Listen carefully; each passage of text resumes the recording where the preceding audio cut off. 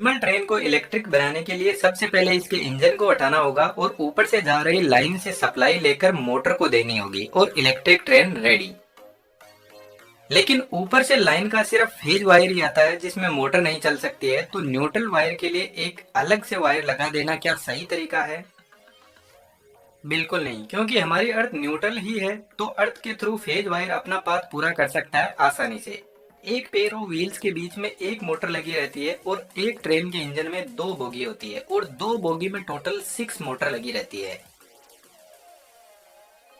इन सभी मोटर की power 12,000 HP तक होती है, जिनमें एक मोटर की पावर 2,000 एचपी तक होती है। इंटरेस्टिंगली जितनी भी ट्रेन होती है सभी इलेक्ट्रिक ही होती है। जिन ट्रेन में इंजन लगा रहता है उनमें सबसे पहले इलेक्ट्रिसिटी जनरेट की जाती है और फिर उनसे मोटर को सप्लाई देकर ट्रेन रन करती है। लेकिन इलेक्ट्रिक ट्रेन में एक बहुत बड़ा चैलेंज आता है कि हाई स्पीड में चलते हुए ट्रेन को इलेक्ट्रिसिटी ओवरहेड लाइन से कलेक्ट करनी है, और वह भी कोई नॉर्मल इलेक्ट्रिसिटी नहीं है। 25,000 वोल्ट की सप्लाई ऊपर के वायर में चलती है। सबसे पहले एक खड़ी ट्रेन का मैकेनिज्म समझते हैं।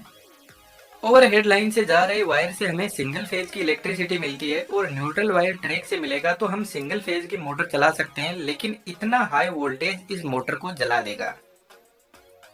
इसलिए ट्रेन के अंदर सिंगल फेज ट्रांसफार्मर लगा रहता है जो 25,000 वोल्ट को 600 वोल्ट टू 3,000 वोल्ट तक डाउन कर देगा। इस ट्रांसफार्मर में दो वाइंडिंग होती है, प्राइमरी और सेकेंडरी वाइंडिंग, और एक थर्ड वाइंडिंग और होती है जो पीछे की पूरी ट्रेन में इलेक्ट्रिसिटी सप्लाई करने के लिए वोल्टेज को 120 वोल्ट तक डाउन कर देती है। ट्रांसफार्मर कर रहा है तो न्यूट्रल वायर को ट्रांसफार्मर से कनेक्ट करते हैं। न्यूट्रल वायर के लिए व्हील पर लगे हुए एक्सियल कार्बन बार से कनेक्ट किया जाता है जो वोल्टेज को व्हील से होते हुए न्यूट्रल पाथ प्रोवाइड करवाएगा। लेकिन सिंगल फेज मोटर अभी भी एक प्रॉब्लम बनी हुई है, क्योंकि सिंगल फेज मोटर में एक वाइंडिंग होती है जो इतने लोड को चलाएगी तो उसमें कॉपर लॉसेस बहुत ज्यादा बढ़ जाएंगे और इसका टॉर्क नॉन यूनिफॉर्म के लिए 3 फेज इंडक्शन मोटर काम में ली जाती है। लेकिन 3 फेज इंडक्शन मोटर लगाते ही एक प्रॉब्लम आ जाएगी, हमारे पास में तो सिर्फ सिंगल फेज की सप्लाई है, तो फिर हम ओवरहेड लाइन से 3 फेज लाइन का सेटअप करते हैं, जो इंजीनियर वाला बिल्कुल भी आइडिया नहीं है, और यह एक बहुत ही कॉस्टली तरीका भी है और हाई स्पीड में चलती हुई ट्रेन की वजह से वायर आपस में टकरा सकते हैं।